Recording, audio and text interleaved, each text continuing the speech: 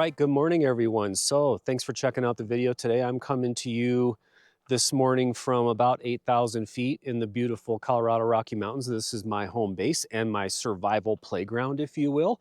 I love being able to come out here in the mornings, walk amongst the trails and the deer and not have to listen to the awful sounds of the concrete jungle. This is my happy space, and this is where I will be bringing you most of my video content. In today's video, what I'm going to do for you is cover a really cool product. It's the Goal Zero Skylight. So if you know anything about me, or if you've seen my recent video review on the Yeti power station, you know that I've owned Goal Zero products for about 5 years now. I've obviously had my power station that long, but I've also used the Light-A-Lifes, which are the portable lights.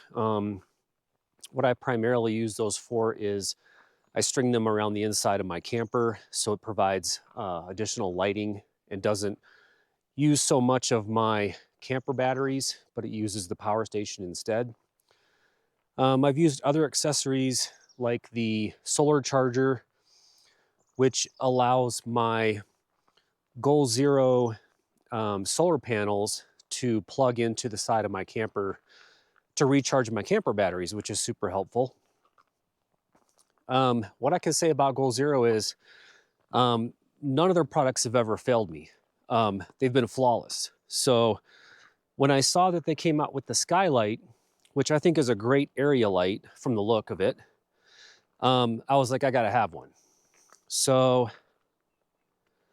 at the time they came out, they went on back order pretty quickly because they were selling really well. So I had to wait a little bit to get one, but now I've got one. So what I'm gonna do in this video, I'm gonna do a complete unboxing. I'm gonna set it up. We'll go over all the features. We'll talk about the specs of it. I'll kind of show you how it works. And then hopefully I can get out after dark and maybe get the drone out, and I'll show you some sort of real life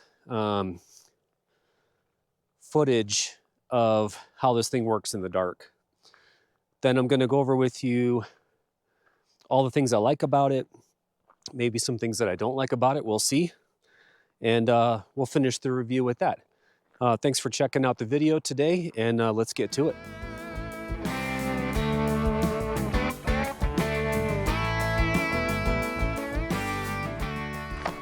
All right, Skylight user guide.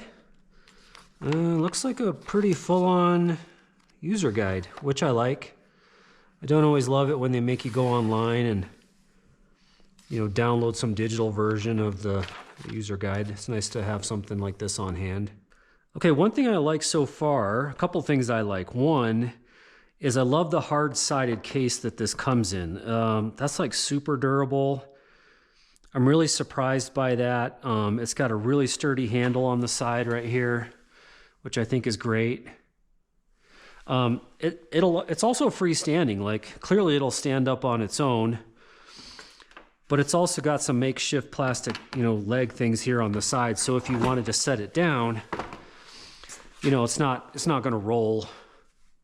So I'm kind of liking the design of the outside so far. Let's pull this thing open. Let's see. Okay, that's kind of weird.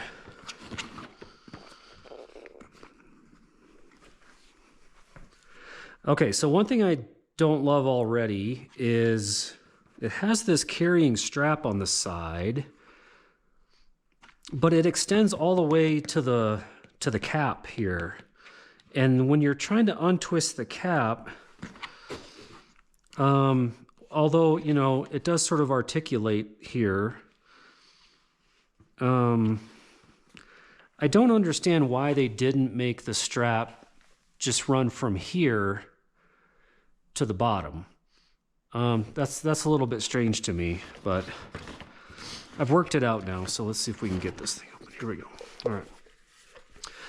Maybe it's because they didn't want you to lose the cap. Obviously, if, you know, the strap is attached to the cap, you're not going to lose it, right? So I don't know. Maybe there's like a method to their madness on that one. So Pull this thing out. All right.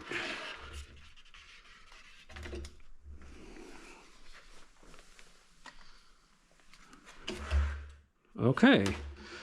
So, from the look of it, this seems to be all one piece, which is great. There's not a lot of additional packaging. Nothing super complicated about that. So essentially, it looks like right here, what we've got is a single push button to release the legs.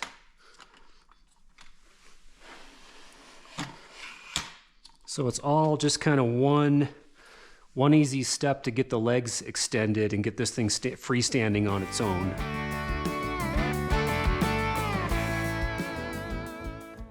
So a quick note on pricing. I bought the Skylight about a month ago. I paid retail, which was $300. At that time, I knew I'd be doing a review for the Skylight, so I decided to take a screenshot of the price. I went back today and looked, and now the price has gone from $300 to $400, but they have it on summer clearance for $300. This kind of thing really bothers me because this is a really common tactic amongst companies, that they will raise the price of a product just to turn around and make it look like it's on sale at a cheaper price. The fact of the matter is, this $400 Skylight just a few weeks ago was only $300. That's a pretty substantial increase. I've reached out to Goal Zero to try to determine what happened here, and I'm trying to give them the benefit of the doubt. But I thought it was worth noting in the video that, you know, price is really important, so I didn't want to glare over it, and I wanted to mention what I found. Okay, so what it looks like is each of the LED pedals are just manually open, so you can kind of open them as far as you would like, or you can maybe redirect the light a little bit, but there's really no magic there.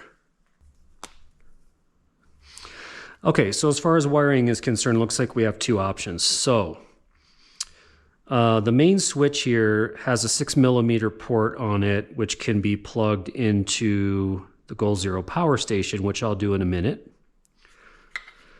Then we also have an adapter here, a 12-volt adapter, so that you can plug it into your car and you can use it that way as well. There's an on-off button here, and this is also the button you use to control the different brightness levels. So probably just like any other tripod you've ever owned, it looks like this thing is fully adjustable. I believe the manual says up to 12.5 feet. So this thing will go pretty high in the air. So a couple neat features on the legs here. One is this little metal bar that you see is essentially a stake that you can use to stake the legs down into the ground. Obviously, I'm in my garage at the moment, so we're going to try this a little bit later, but each leg basically has a stake that connects to the lower part of the leg here that you can use. I think that will, obviously keep it from blowing over in high winds. Much like the telescoping on the top of the Skylight, you can release this latch, and then each of the legs can also be, extended and adjusted as needed. So one small feature that might be easy to miss here is on the bottom of the Skylight, there's a little ring. You can use this to clip on some type of an extra weight to further stabilize it. Skylight actually has an internal battery. So if you had to use the light, if the internal battery was fully charged, you could use it as a standalone without having to plug it into a power station or your car. At any point when the internal battery starts to run low, the lights will dim automatically to go into a power save mode, which is a kind of a cool little feature. So when it comes to waterproofness, basically what the guide states is it has an IPX4 rating for waterproofness. And I looked into this because I'd actually never heard of it before. And what I realized is it's essentially like water resistant. I would imagine that the Skylight will operate just fine in even a light rain, but it's not recommended that you ever submerge the unit underwater, which kind of makes sense to me. I was a little bit surprised that there was no mention anywhere of the length of the power cord, so I measured it. It runs just about 16 feet.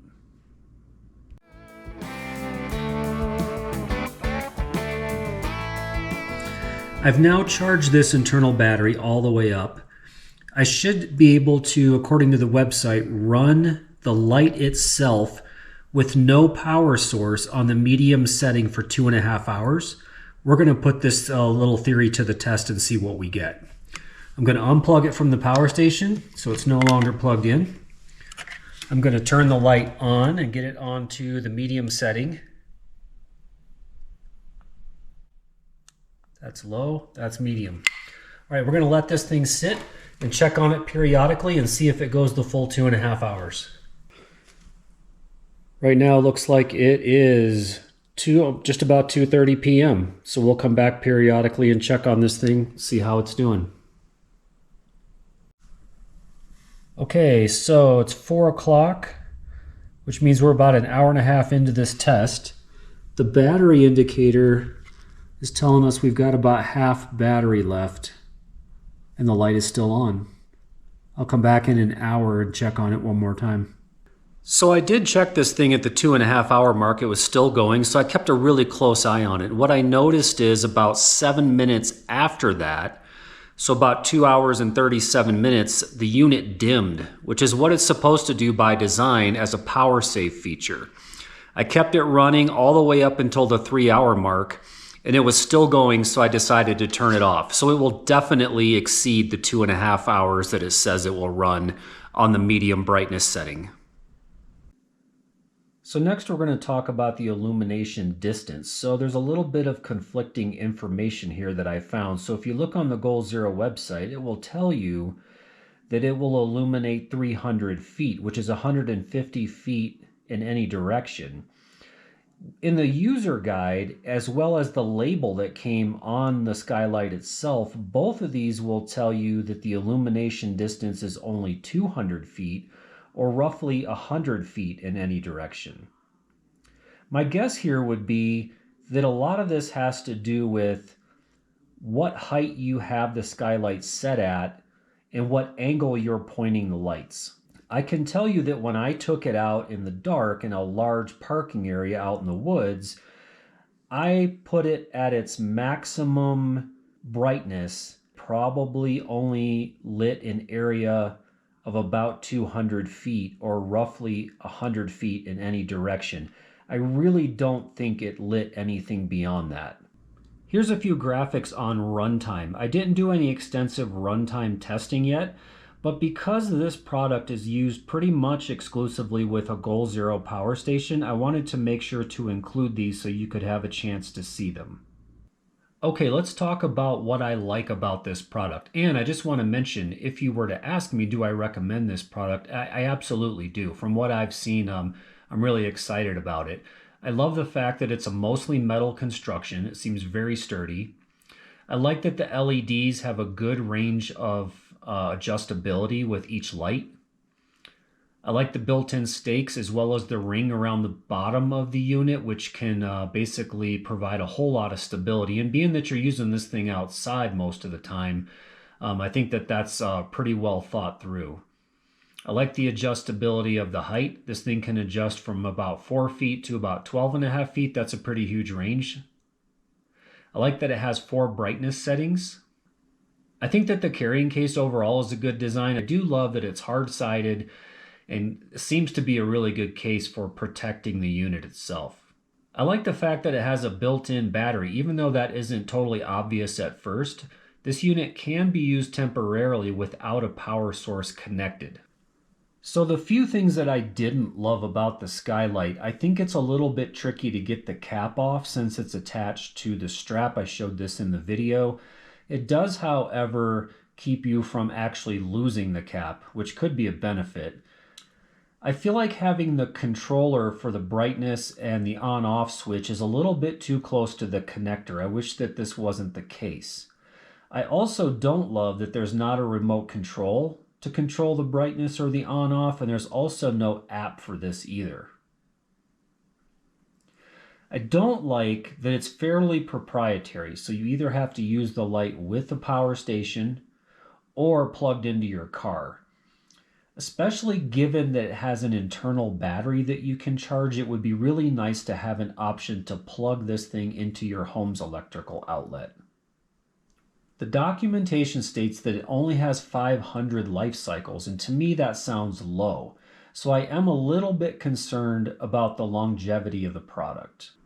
All right, thanks for watching today. I hope that review was helpful. I think this is a great solution, especially in a power outage type situation. If you can charge your power station with your solar panels, then obviously run the light off of your power station. Like, this is a great way to have a significant amount of light when the grid is down and the power is out. All right, I should have more content out soon. I appreciate the support. Everybody stay safe out there.